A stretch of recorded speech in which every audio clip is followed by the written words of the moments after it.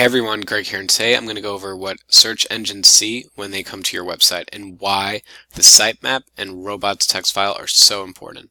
So every single day I get a notepad like this, comes into my inbox, and these are my logs for my website. So this is what Google and Bing see, this is what they crawl. There's a lot of information here, I can't actually use it. So I go into a tool called Screaming Frog Log File Analyzer, and when I put it in, I get a dashboard basically like this. It breaks down all those components for things now that I can actually use. So for example, I'm looking at just all bots. If I ever wanted to just look at Google, I can look at that, Bing, and you can do Yandex or Baidu, etc. But I'm going to go back to just all bots for a second. And I'm going to show you why it's important to have that sitemap and robots.txt file on your site. So if you go to response codes, you're going to look at the status 200. Notice my top most crawled page on my site is my sitemap. So a couple things with that. If you don't have a sitemap on your site, you're going to struggle within SEO. You have to just have it because it's going to be hit a lot with search bots. I can see it for the past month for my site. I'm not even fetching the page within Googlebot. It's just naturally happening. So make sure you have a sitemap, and then also make sure that your sitemap is clean. What I mean by that is that if you have things like 301s or 302s or 404 status code pages in there, it's just going to waste a lot of time.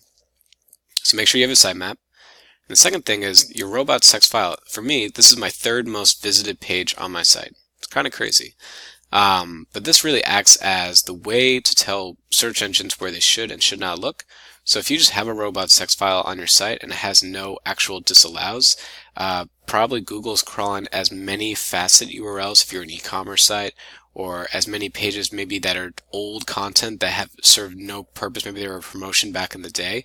You don't want Google or Bing to be crawling those pages. Make sure you disallow them. Disallow tells Google and Bing, don't look at this part of the URL. So any URLs that fall after this, don't even bother crawling. And the thing I really want to stress is that if you write a blog post and you just publish it and then you go on to your next assignment, Google and Bing might not even notice that page for a few days or even a few weeks. So the time you spent researching, writing, editing, publishing, reaching out to influencers, etc., make sure you're also telling Google and Bing to crawl this new page, because that's actually what's going to help speed up your keyword ranks.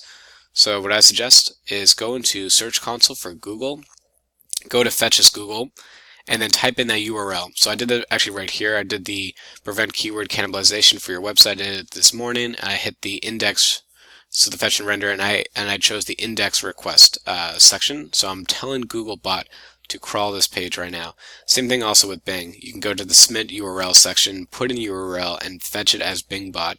You don't want both search engines to take days or weeks to crawl that new page, because your ranks are just going to be even slower than what they could be.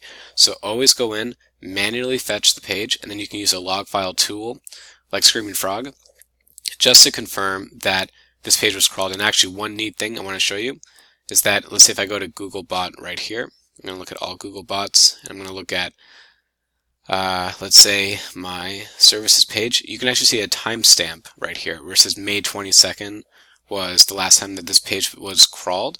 So you have an idea that now, say it's the 28th, so there's been a few days now in between of the last time Google actually crawled this page. So make sure that you're going in and making sure that Googlebot is seeing these pages, and if they're not, fetch it within their bot, and then next time you run your log file tool, you'll see that within the timestamp, Google actually just crawled it. So thank you for watching this video, and let me know if you have any questions.